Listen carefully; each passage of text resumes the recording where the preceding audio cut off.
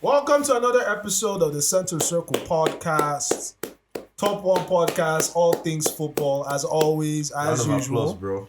I don't know why you guys are clapping, but as always, and as usual, your favorite football host, myself, Patrick himself, leading over here. I'm here with my favorite. These are my favorite guys on Wednesday. Like, yo, on the Center Circle podcast, we've seen different faces, but I'm not going to lie. Of all the faces, this yin and yang people, this cat and mouse, this Arsenal Liverpool vibe, I love these guys on the podcast. It's always sweet being out here with my guy Chooks. What's up, man? Chooks, how far now? I did alright. It's always nice being out here. Chappy Chase, staple face. Staple face. Wagwan blood. See, I don't know why. Production. Remove this black and white football we have here. Center Circle podcast. Put Chappy's face there. What's the mascot. Chappy's face there. Mascot for the pod, bro. Mascot for the pod. And speaking of mascots, like, because I know Chappy, and Chappy is even have, like, what you have on is a shade of green. Yeah. Chappy could easily be a mascot for some kind of the Nigerian football team or whatever Nigerian football team. Ladies and gentlemen, the Olympics is about to start. Yes. Well, and then we at the Center Circle podcast, of course, we appreciate the track and field, the short puts, the long jump, all that stuff. But again, football is our business. Football is our business. We don't really we're not really into all of that. And we're about to see the Super Falcons are beginning their attempt to bring home the gold medal. What's funny? Don't do that. That's unpatriotic. Don't do that again. That's disrespectful. It's unpatriotic. People stone you outside the street. All right. You do that again. Super Falcons are attempting to bring home the gold medal. And we're starting off tomorrow, 5 p.m. We're playing Spain, I think it is. Brazil.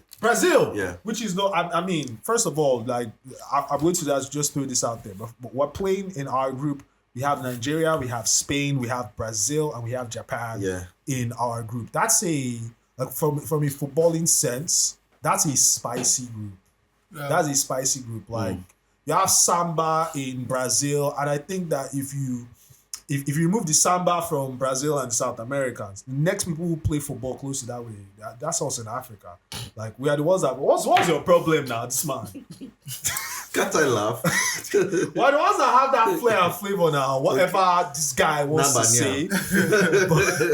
but we'll see how they fare. We'll see how they fare. But what do you guys think overall? What do you think will happen in that game? What do you think are the hopes for Nigeria Super Falcons in this competition? Well, for me, first things first, it's again yet another disappointment that the Nigerian male team, the dream team, you should have been dream team 7 now or 6, right? But they are not in the competition for 2 consecutive times, if I'm not mistaken. And it's just a terrible thing to see, especially being the fact that we have football gave Nigeria its first Olympic gold medal in 1996. Yep. And we have not been able to build with that to become a very, very strong footballing team in the Olympics. So that's, for me, that's my first disappointment. But yeah, the Super Falcons have qualified. At least we have some representation in football this time. And shout out to the Super Falcons. They've, of course, they are the kings or the queens of Africa, if I do say so myself. This is actually an event where the whole world comes together. All nations, all race, all tribes, whatever it is. So, and another thing that brings the world together, we all know, is football. So having Nigeria play in the Olympics, even though the male team, just like Chooks have said, they're not going to be present. It is actually a sad thing not to see the boys play, but it is beautiful to see the girls play too. I mean, you like seeing women play football? I mean, it's just a question, bro. God bless our women. Okay. You understand? So it's beautiful to see the women play. We're gonna see too many screaming on the pitch, and so many beautiful moments. We love to see goals. We love to see them represent Nigeria in a good light. We We love to see new talents. We've seen so many Opera Nozis. We've seen the Assistant Oshualas. Now we're about to see the new Assistant Oshualas and the new Opera Nozis. You understand? So I mean, this is a competition where I feel the Nigerian team, the Nigerian side should go head to head with other great teams, and I think compete for the competition. Well, I see Nigeria getting to the probably the quarterfinals. I see Nigerian team get to the quarterfinals. Now that is more realistic. Thank you. Yeah. I mean, I was laughing, but I mean, well, like in my view, one thing about the Olympics is that it's always been an avenue to unearth talents. That you always discover people that you've never heard of or have not paid attention to at the Olympics, which is what I'm looking forward to most with the Falcons. I'm looking forward to seeing that. But something you said, which I just want to touch on quickly before we leave the Olympics topic, is that we are being very, very disappointing as a country, as a sporting country. And I'm not attributing this to anything else about Nigeria, because obviously as a country, well, we have multi-dimensional problems politically, socially, culturally. Like if we had a political podcast, it would be something else. But strictly speaking about football, it's actually quite disappointing because there are countries who have problems too. Argentina is not one of the richest countries in the world. yeah, they're going through their own right From now. an economic standpoint, they've just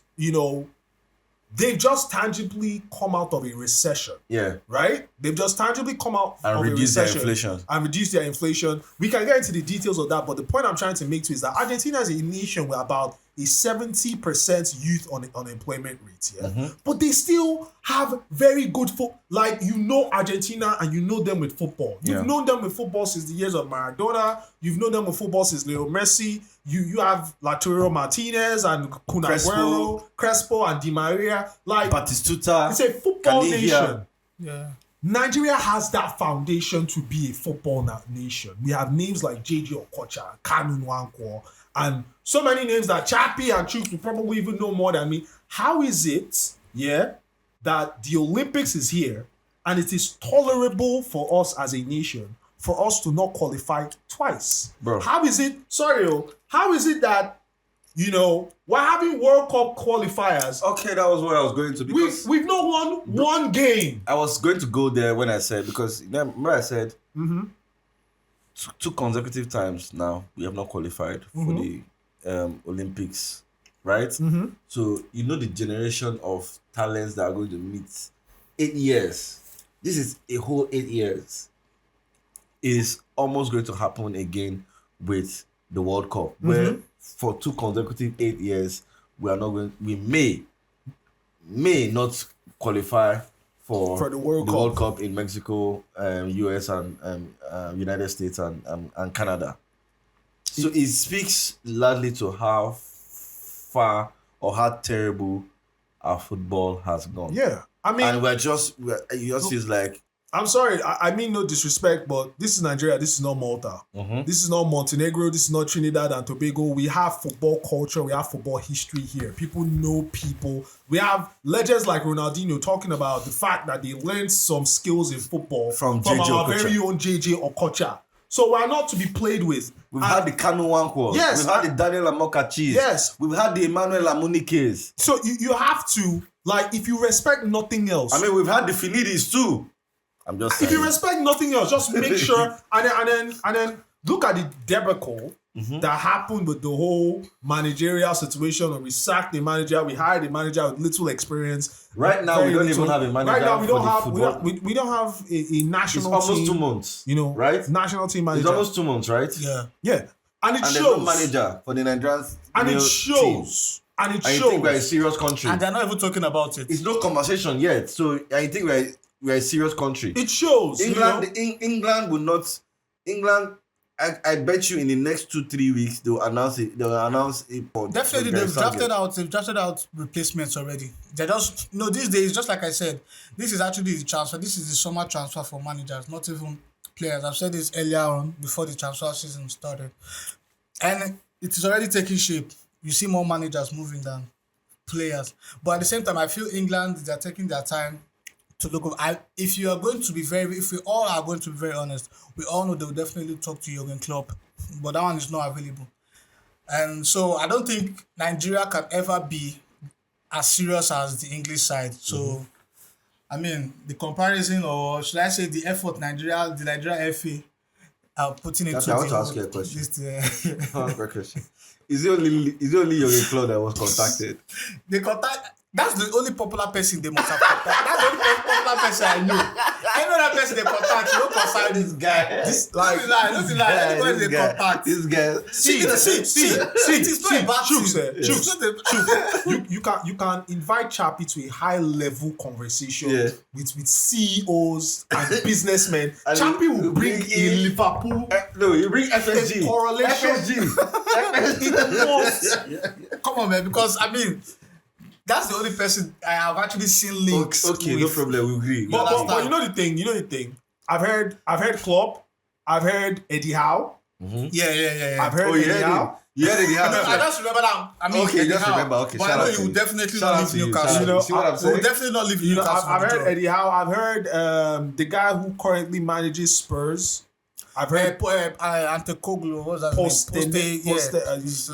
let people's mothers be naming them simple the names. Greek name. Yeah. But yeah, I've heard he's in the running as well, and they're speaking to him. The point is, their FA is proactive. And here's the thing, all considered, Nigeria is the most successful footballing country. All considered, I mean, when I say also consider, I mean the success level of the national team. Yes. Than the English team is. Yes. Right? So Facts. my point is this. People can make as many alibis as they want. They can talk about how Nigeria is not stable economically, blah, blah, blah. I don't really care. Because Argentina is not stable economically. We have Nigerian born players in the English team. Yes. So, I mean, I'm sorry to do this. It's not to dampen the Super Falcons shine or anything. Super congratulations to them, and I'm super happy that they're there. They're representing, and I wish them the best. Please do us proud, ladies. But you guys need to fix up. It's embarrassing. Anyway, moving on. No vex, bros. But wait, if you had to suggest a manager for the Super Eagles job, Then just give me a manager. That's all I want. Just give me I'm somebody. not suggesting. Give me a manager. I'm not suggesting. Do your job. Do your fucking you job. You people are the Excuse ones my in charge. French. Nobody's paying me money To suggest for you. to suggest for them. Nobody's paying me money to go and find a manager. It's your job. Go out and find someone that's credible, that's actually done something before. Okay, let's say we have the NFA and the NFF board watching this, and they are Just get names. me a damn manager, NFF. That's all. Continue, brother. Simple and short. Moving on. So, breaking news, ladies and gentlemen. The Premier League, it seems to be swing season in football. Let me just say this really quickly. It's swing season in football. If you have a problem with anyone in Just football sue. now, sue. Don't waste time. Take them straight to court. It's happening. Everybody's suing everybody. Man City have sued the Premier League. The Premier League I've sued Man City. I've sued Man City. Everybody's just saying. Now, what we're hearing is that the Premier League are suing FIFA for a scheduling issue. Apparently, the Premier League is unhappy by the fact that FIFA, first of all, this is linked to the fact that FIFA have expanded what the FIFA Club World Cup used to be. Yeah. Typically, the FIFA Club World Cup would just be a very, very small competition, very few games, sometimes with teams that some of us might have not even heard of before. And it would just be a ride for maybe like a Real Madrid or what to just walk over. Now they're expanding the competition, right? They're making it an actual competition now. So the FIFA Club World Cup is actually going to be an actual Club World Cup where you see teams actually compete with a high intensity and high level. Yeah, so that's one of the issues. Overall, the Premier League is suing FIFA because FIFA is creating scheduling problems, and from what they're saying, this is an issue for player safety, the health of the players, welfare of the players. So that's the situation now that we have here. I'd love to get you guys' thoughts on this. So for me, first is I think the Premier League is suing FIFA and other league associations from different parts of the world. Let me even put it that way, because I want to believe FIFA is the overhead whatever for body. Whether it's in England, whether it's in Germany, whether it's in South Africa, whether it's in Namibia, all these countries, everybody still goes down to FIFA, right? If it's just the English FA suing FIFA, it's maybe comes from the fact that the English league is obviously the most popular league in the world, right? The most highly financial intense league in the world, and of course with the players playing week in and week out and all that, plus the other domestic league competitions that they have within the English, within England and within the FA, it just seems like it's too much. Personally, for me, I don't know the nitty gritty of all this. All I just want, like I said earlier, behind the scenes, that all I just want is fix up and give me football. I mean, that's the only dog I want. I have in this side is I just want to watch football. Right. Yeah, whether it's Real Madrid playing, whether it's Arsenal playing, whether it's Saturday in, Saturday out. If I'm not watching a league game, I'm watching an FA game. If I'm not watching an FA game, I'm watching another competition. I mean, that's why I was subscribing our cable TV, right? Bro. Yeah, so I mean that's what I have to say. I'll get there in a point. Chappie, what's up? Okay, well, to correct what he just said, there are like 5 leagues. The Premier League, I mean, the top leagues in Europe, actually. Oh, okay, really? Wow, okay. I did not know that. So okay. Thank you for that, Chappie. Thank you for that, Chappie. No, Chappie. Calm down. Calm down. Chappie. I'm looking you in your eyes. Look at me. Look at me. Chappie. Thank you. Please go on. Continue. So, well, they are showing, just like you said too, they're showing because of the competition, they're trying to increase the Club World Cup from the winners from each continent Champions League, the CAF Champions League, UEFA Champions League, the America's Champions League, the Asian Champions, the continent. So now FIFA are trying to make it a bigger competition. I think in Europe especially, or maybe all around the world, Club World Cup, just like it said, or just like it's called. But we all have to consider the fact that the people playing these tournaments are human beings too, and they have families. Now you have a situation where these players, they spend almost 200 days out of 365 days at the club, spending very, very minute time with the families. And then the only time they get to spend as for holidays, probably 2 weeks.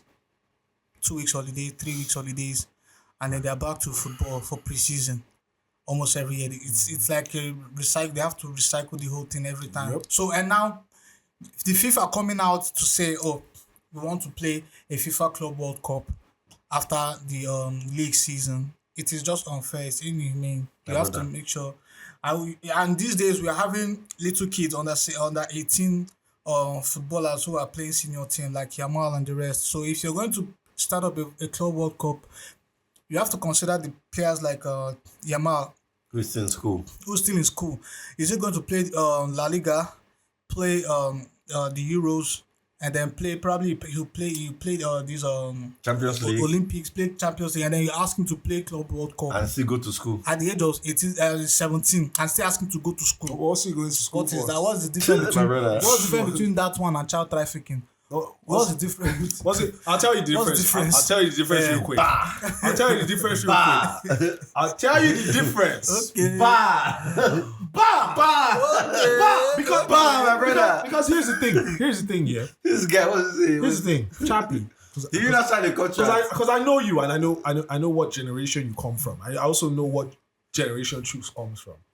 Do you know that players like Maldini, Del Piero, Carlos Tevez. True. Do you know that these players never in their careers made as much money as a Marcus Rashford or a Bukayo Saka of today? Yeah. Right? Sure. Yes. And I'm calculating this not just in exact figures, but also judging for inflation as well. Yes, no. Yes. So here's the thing. Here's what I always say when there's this. There is huge, it's the biggest game in the world. Forget anybody, NBA, blah, blah, blah. They don't pay attention to any of that. It's the biggest game in the world with the highest amount of following anywhere in the world. Asia, Africa, Europe, America. Everybody has. David Beckham was never paid the amount Marcus Rashford is making per week. Look at the difference in quality between the two names I've just mentioned. Right? It's a bigger game now. It's a lot more financially incentivized. And when these conversations come up, Okay, let me just bring one stat that I learned. Do you know that during the Euros, every club that had a player participating in the Euros were getting paid? Yeah. Even all international competition. Yeah. Every club get get paid, this. This is what I'm saying. Yes. If you are a club and a player from your club is participating in an international competition, That's true. you get paid. Now imagine you have 7 of your players playing in different national teams. We were hearing stats about how teams like United and Arsenal and Liverpool, who had like 4, 5, 6, 7 players participating in Euros, were getting paid. And this amount is per game. Yes. So as they advance, okay, so let's say you're a club like, I don't know, United, Liverpool, one of these English-based teams. You have a club, a player playing in Arsenal, for example. You have a player playing in the English team that gets to the final. You're paid every step of the way. I'm hearing they're making this money in the millions. In the millions of pounds. Can I say bust your head? Yeah. Now you brought up you said these people play 22 days of the 200 days of the year out of 365 days. That means they still have 165 days, right? Yeah. With family and friends and everything. Bro, people go to work every day in this work and get 30 days leave only. Or 25 days leave only. They don't get as much paid as these footballers you're talking about. Right. True. With so much pay comes so much responsibility. Showing up. Thank you so much. Showing up. It's what you signed up for. Here's the point. It's what you signed up for. Here's the thing, yeah. True. My deepest condolences. Shout out to them. And my deepest sympathies with the football players who feel bad about not being able to spend time with their beautiful kids and their lovely supermodel wife that a guy like me can't afford to be with. And I mean, you know, I'm super sorry. Just do this for 10 years only and you're good for life. I'm super sorry, bro. Do this for 10 years and you're good for life. Have you seen N'Golo Kante's wife? Bro, man. Have you seen N'Golo Kante's wife? You want to tell me he got that woman by his charm and his beauty and his mannerism?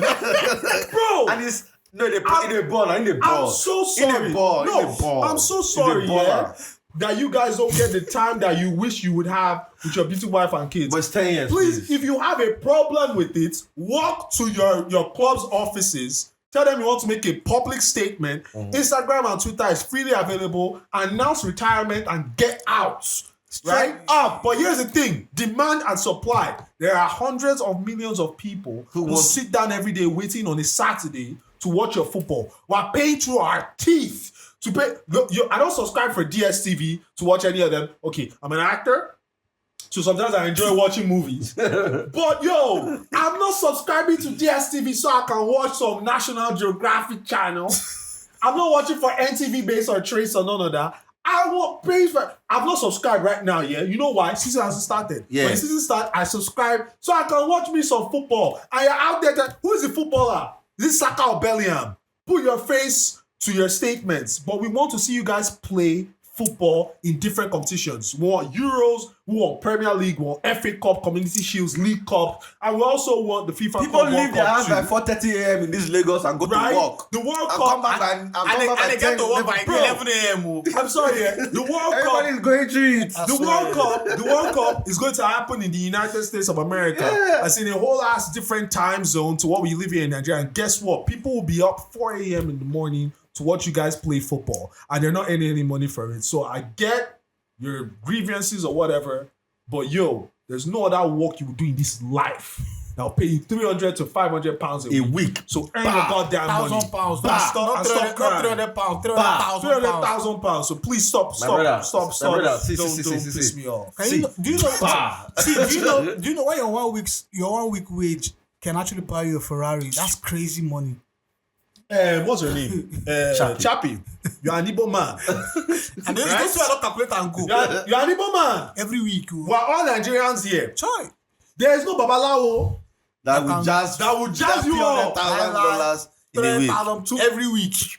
The extent, if I want to have sympathy on people, I have sympathy on cripples, blind people, beggars, people who were born with deformities and mental illnesses. Those are the people who have my sympathy. People from Nigeria too. And people from Nigeria too, please. People that were born, if you are born in Nigeria You are 2-0 up. If you are playing in Nigeria, 3-0. 3-0 up. 3-0 down. From your federal government, state government, and local government. If you're now born in Lagos and you work in Lagos, there's a whole turnaround you have to do.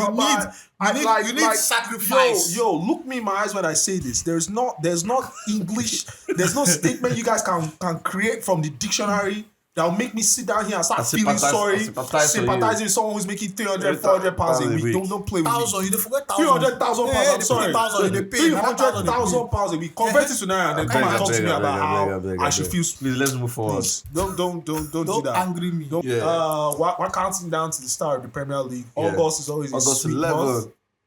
August is always a sweet month to hear. Yeah, I'm trying to cut my new. Wait, sorry. Before you go on, have you seen the new Arsenal jerseys, man? Yo, jerseys are like every year now. It's like no. Every year now. Do you know why I'm laughing? Do you guys know why I'm laughing? Yeah. I just remember Chelsea's home jersey, man. It looks like boss. I saw a Kopama wear up. If that person they stand, because they are very so big. Why does Kopama look like that?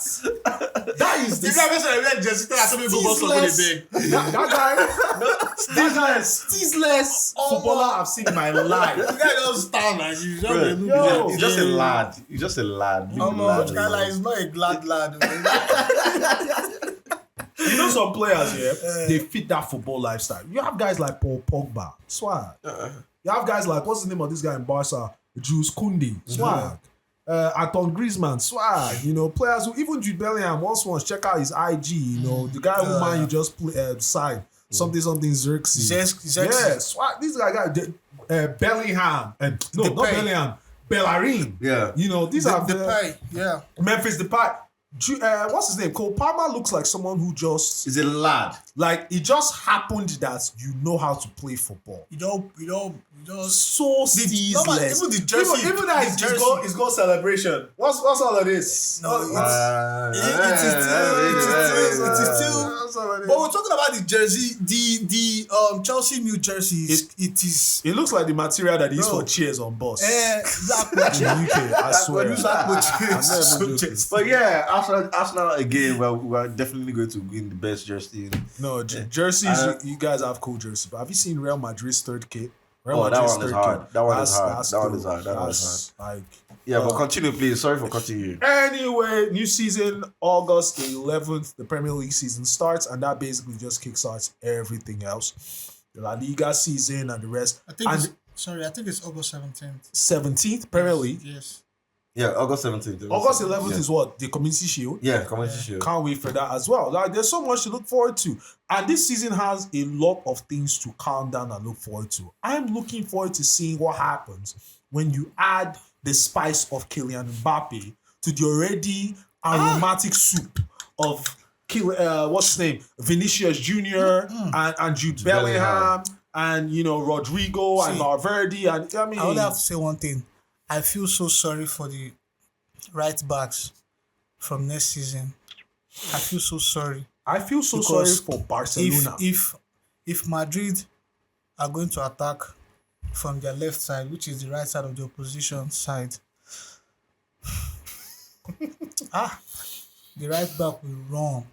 See, you know when I say people they run heavenly race? That right back, he go run past people they run heavenly race. Because when you have Fendi, Ferland Mendy at the back. You have Vinicius in front. Interchanging with Mbappe. When you go that match, wow. Match wants to start. You ask the coach that. Oh, I know my weekly now with the fact that Madrid wants to go and get Davies from Bayern. Do you understand?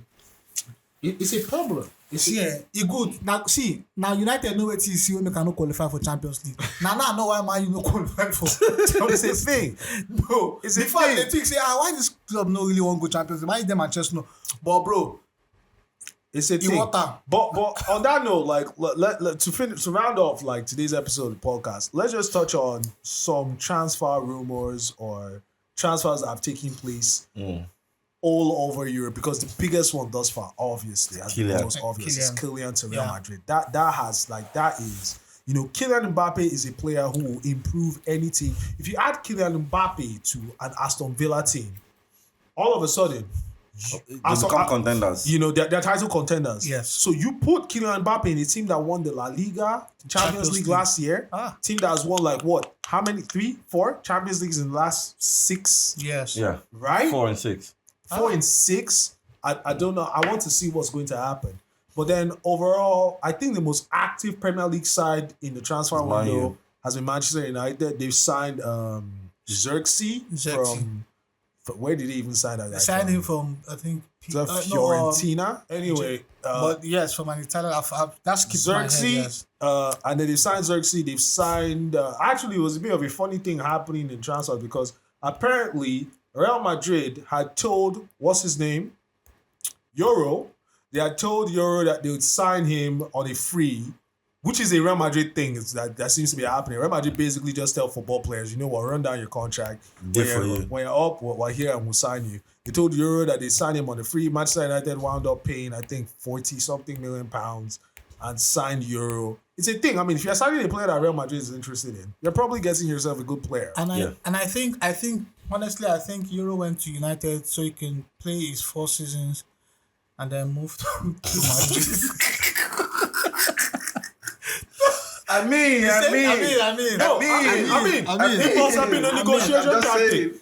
You would have had Dan Ashworth and whatever the other people in the Man United's negotiation board go, and then you go and sit down with this guy and it's like, hey, look, you're 18 years old, bro.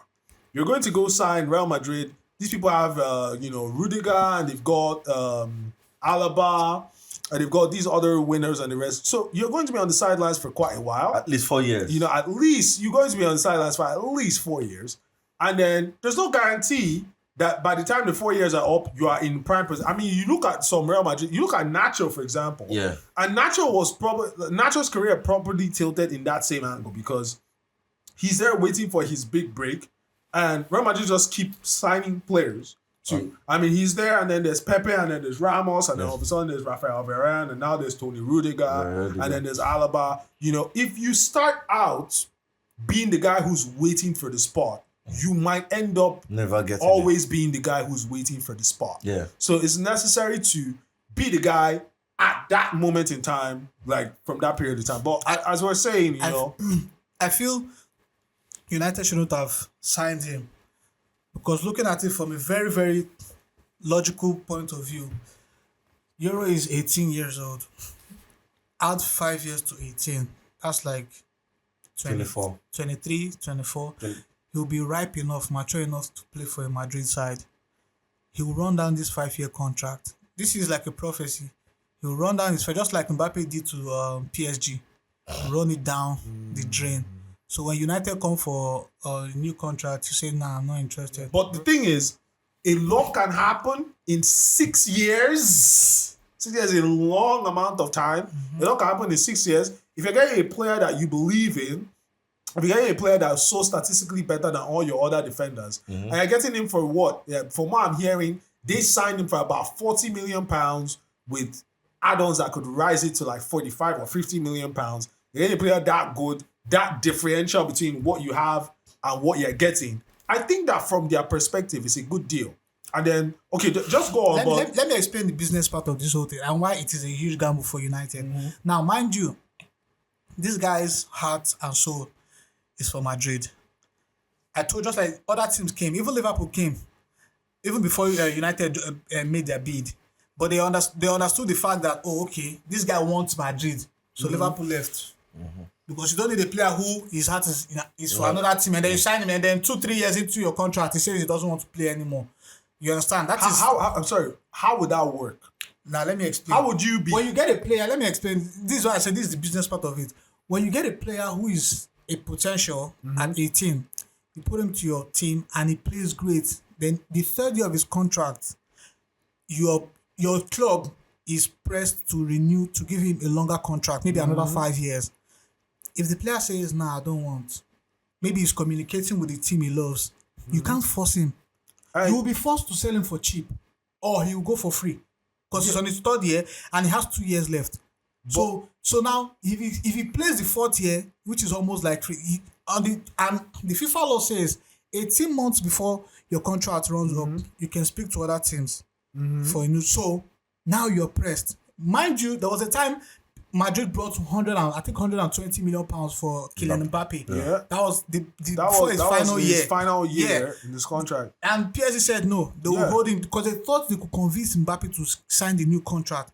But look at what happened. Mbappe left for free. Point of correction. Which is a big loss. It's not effective. It's not set in stone that they did that because they thought they could convince him. Here's the thing. If I sign you to a contract here, I think about the value you can offer me for a strict amount of time. And I say, I'll pay you for this value over the course of this amount of time, which will equate to the years. So let's say I sign you for a contract for 5 years. It's like, okay, this is the value you can give me over the course of 5 years. If you exhaust that 5-year contract, you have exhausted the value that I think you can give me over that period of time. And if you go for free, if you go for free, it's fine. I've not made a loss in a strict sense because I signed you up to give me value. And you gave me that value. For a period of 5 years. That's why I say I'm speaking from the. Now, this is how, as you've spoken as a fan, it is understandable. But let me tell you, there's a business part to football. Where you have lost if you're 18, you sign a player at the age of 18, you are going to take responsibility for his growing up. Special attention, he needs a man management, he needs almost everything as he's growing up.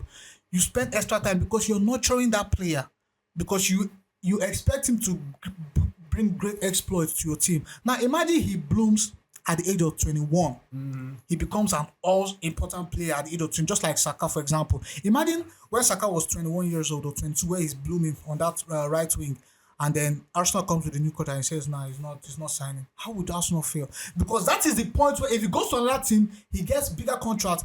He gets sponsorship deal for clothing. He gets other contract, other personal gains comes to him, and he attracts other sponsorship to the club. When a player is popular and the player is thriving, he brings sponsorship and every other. What sponsorship could Euro bring on his own that United go? Anyway, there's no problem. I'm excited. Excited that Reece Nelson is leaving. I'm really, really excited. This is one of the first time I see a football fan excited for I'm excited. Reece Nelson is leaving. I also want to see this guy leave. What's his name? Smith Rowe leave, right? Hopefully Arsenal can get me a very, very fantastic striker. I'm so gutted that we couldn't get Benjamin Zeko anymore. I hope we can get somebody who's actually fantastic and can bring extra power to the striking, to our strike force. Yeah. Like Arsenal situation again, just to round up. Arsenal situation. And of course, yes, like I said, Smith Rowe is leaving may leave to Leicester City anyway. Arsenal is a very, very dicey situation for me because again, Arsenal lost the league, but they were top in goals scored. Yeah. They were top in number of games won. They were top in goals conceded. It's very, very difficult to look at the Arsenal team and go, okay, this is where the weakness is. Let's plug it because you scored more goals than Man City. Yeah. You conceded less goals than Man City. Mm-hmm. I don't even know. I don't know what to add, but I think Arsenal will need a new striker. Anyway, on that note, we've come to the end of another episode of the Central Circle podcast. Yeah. I'm looking forward to when we're closer in to the season starting because I feel more clubs would have signed the players that they feel like they need to sign, except Chelsea, who I feel, at this point, only Chelsea fans can tell us the extent of the impact they're expecting from the players Chelsea have signed. They be signed Strawberry the other time. I don't know. Dewsbury Hall? Strawberry. Dewsbury Hall? And then mango flavor. All this, I don't know. Only Chelsea fans can. If you notice on the Center Circle podcast, it's very difficult to talk about Chelsea because it's not operating like a club with very. If Harry Kane is playing for Bayern, then maybe Chelsea can sign Sugar King or something. You know the thing. I've spoken to a few Chelsea fans, and they're like, "Let's watch and see how the season plays out." Maybe they show us something we've not seen before, and we're like, "Okay, from now on, we hope our club sign players like this." But I think they've signed 12 players in the past. You know what? See, no doubt, Jesse, anyway, Stamford the Chelsea conversation. Shout out to them. We'll see how it works out. I can't wait to work closer into the season. If you can't sign Harry Kane, sign Sugar King. You have signed Dewsbury Hall, Strawberry Town. Shout out to them. I can't wait for the season to start. I can't wait to see all the new signings. I can't wait to see how Arne Slot was going to fare at Liverpool. That's a big thing. Ladies and gentlemen, we'll see you. We'll catch you guys next week. Have a good time. Yeah. Great.